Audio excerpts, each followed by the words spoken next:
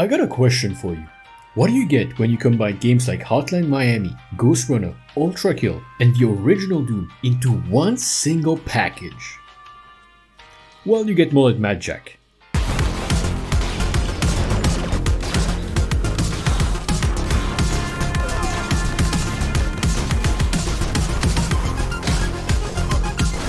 Mullet Mad Jack is insanely fun. I first heard about it from a friend who told me he had an absolute blast playing it, so I decided to give it a try. And boy, I was not disappointed. If I had to describe the game in one word, it would be fast. Basically, Mullet Mad Jack is a roguelike FPS inspired from 80s and 90s anime aesthetic, where your objective is to make your way from floor to floor while tactically removing everything and anything that stands in your way with guns while drinking a lot of soda. Like, I'm not kidding, this guy drinks so much soda, his kidneys probably left him already. The story takes place in the 90s, the 2090s to be precise, where mankind has fused with the internet, and in order to survive, they need a constant rush of dopamine every 10 seconds or they die. The game starts with a corporation called Peace Corp, looking for a moderator in order to livestream the whole event. And this is where we meet our moderator, Jack, and the streamer who will be streaming our bloodshed to the masses. She announces that we need to rescue an influencer princess from robots who've taken her hostage. We are introduced to our princess and the main bad guy of the story called Mr. Bullet, who by the way is voiced by the same guy who voices Gabriel from Ultra Kill. It's fucking Tuesday, innit? And this is where our adventure begins. We get a short tutorial on the basics of the game, and then we get to the real deal. Like I've said earlier, you have to make your way from floor to floor. However, there's a catch. You will only get 10 seconds per floor, and these 10 seconds are your health. Any sort of damage you take will reduce the amount of time you have. Hit 0 and it's game over, meaning you will have to move down 10 floors and fight your way back up. The only way to refill your health in this game is to kill robots, or by drinking soda cans from dispensers that can be found quite frequently if you're playing in lower difficulties. Coming back to the kills, normal kills will grant you a good amount of time, meanwhile there are special kills that can grant you even more time. For example, headshots will give you slightly more seconds than regular body shots, and the game also encourages environmental kills that will grant you even more time. There are also finishes that can be performed, and in order to perform them, you need to pick up several items found throughout the levels. A few examples of those items are knives, axes, cleavers, and even mangas. These finishes will completely refill your health, and you only have one at a time, so I would suggest you keep them when you're really in a pinch. Something to also mention is that the amount of time you get per kill will vary depending on your difficulty. For example, higher difficulties will grant you less time and in some instances no time for regular kills. While we're on the subject of killing, let's see what you'll be killing.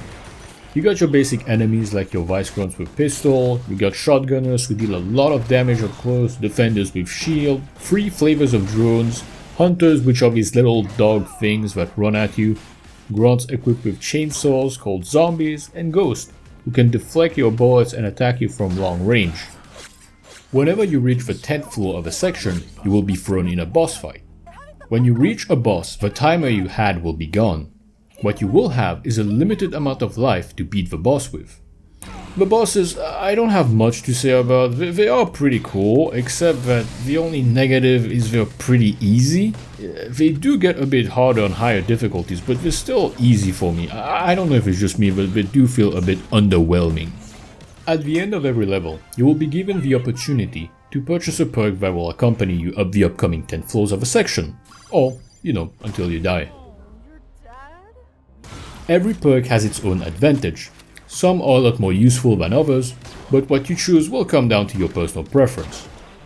For example, you have a perk that increases the amount of time you have, another one that spawns explosive barrels throughout the levels, and another one that slows down time when you're about to die, giving you a small chance to save yourself. There are some perks that are a bit underwhelming. For example, the exit marks perk will highlight where the exit is on every level, which sounds useful on paper. However, if you keep going forward and don't turn back by accident, you will very easily find where the exit is. There is also one where you can turn Jack into Duke Nukem by having him taunt the enemies with one-liners after every kill, which, you know what, I actually kinda like. I need to stop drinking so much soda! There are also permanent powers you can use in order to make your life easier. These upgrades are only available at the end of a chapter and will stick with you until the end of a game. There are 3 types of permanent powers you can acquire.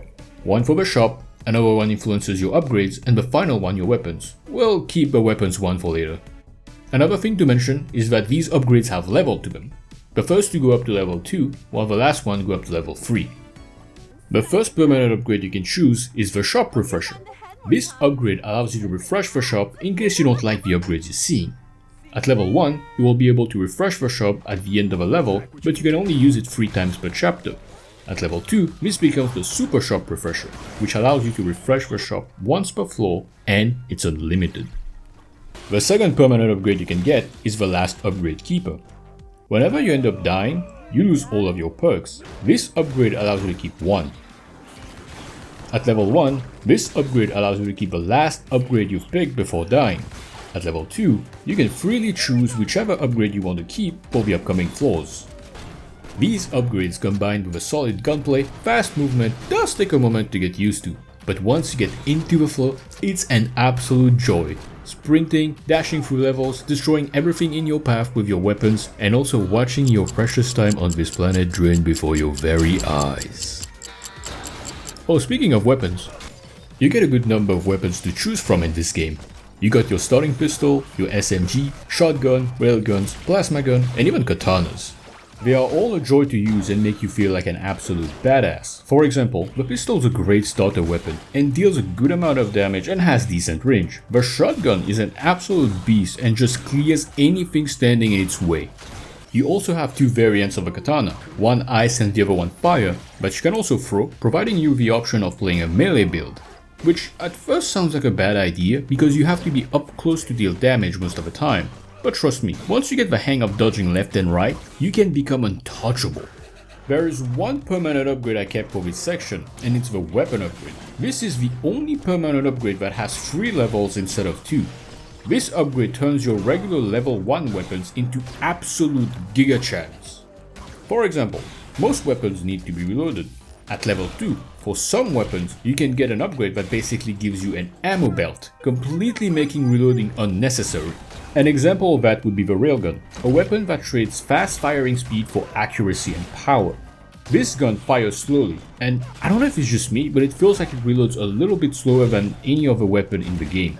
So, getting the ammo belt upgrade makes this weapon feel a lot better. At level 3 is when things start becoming a lot more interesting. This is where you'll get upgrades that truly shows the absolute carnage these things are capable of. An example would be the plasma gun. The plasma gun, even at level 1, is a very powerful weapon with good firing rate and good damage. At level 3, you turn that motherfucker into a minigun, shredding everything and anything standing in your way. Another example is the SMG. Great firing rate and good damage with some recoil at level 1. At level 3, Jack says f it and goes in with style, improving accuracy and reducing recoil. The shotgun at level 3? Enemies? What enemies? There are 2 additional weapons you can get in the game. The first one being the rifle. It is obtained by completing the unboxing experience on the main menu. It is basically the game's manual introducing you to all you can expect to experience in the game, for example mechanics, enemy types, different types of weapon, and so on. At the end of the unboxing experience, you will receive the rifle. Also, fun fact, you can download the manual on your phone by using this QR code. The second weapon you can get is actually a joke weapon, and it's called the finger gun, and as the name suggests, it's a finger gun. The only way to get this weapon, it would seem, is to keep reloading the final checkpoint before the final boss until you get it. It is powerful, you can shred through the final boss in seconds, and it seems that the only way you can use it is during that final boss, because even after unlocking it, I can't seem to trigger it in the shop. There is also a sniper rifle that is only available during the scripted event where you have to shoot down robots across another skyscraper. Anyways, coming back to the events of the game, you're killing robots left and right, you got a brand new hole in your head, you get revived and are introduced to Mr. Dopamine, who's been hiding inside of your Tamagotchi this whole time, who will later sacrifice himself after a game of rock, paper, scissors in order to help you advance. You face the final boss twice, once on the rooftop and during a car chase event on the highway. You beat him, you get the girl, the end. Hey, wait a minute, why does it feel like I'm forgetting something? Hey, wait a minute, I gotta pick my prize! We go to the Peace Corp HQ where we are introduced to Endless Mode. And as the name suggests, it's an endless mode, where you will be trapped in an endless cycle of love. Yes, you heard me right. After your first death in endless mode, we finally get to meet the Peace Corps lady. She gives us a long lecture about the current state of our society while calling us a good boy. Really good boy. At the end of her lecture, she decides to make us her boyfriend. You my boyfriend. I always wanted a strong, silent type. Mama warned me about women like you. I was hoping she was right. And trapping us in the building forever. Trapped here in an endless cycle of love. Man, I knew I should have never downloaded that app. Yeah, baby! That's what I've been waiting for. That's what it's all about. While on the topic of shoes, there are other pairs you can get by completing higher difficulties and other modes in the game. Endless mode is pretty straightforward to understand. You will be put against an endless number of floors full of robots, and your objective is to survive as much as you can.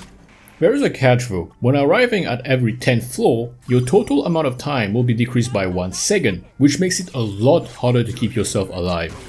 If you get to around 5 to 6 seconds of maximum time, you pretty much can get one shot by anything if you're not careful. And at this point, it's more about getting to the end of a floor rather than just killing everything. Perks also work a bit differently in this mode. Basically, whenever your upgrade matrix is full and you pick a new perk, it will push your first perk out of a matrix in order to make space for your new perk. Apart from that, I don't have much to say about this mode. It's very fun to try to push yourself to see how many floors you can end up climbing and to see if you can get your name onto the leaderboard. Update. As I was recording, the game got a new update, adding 2 new modes to Endless mode.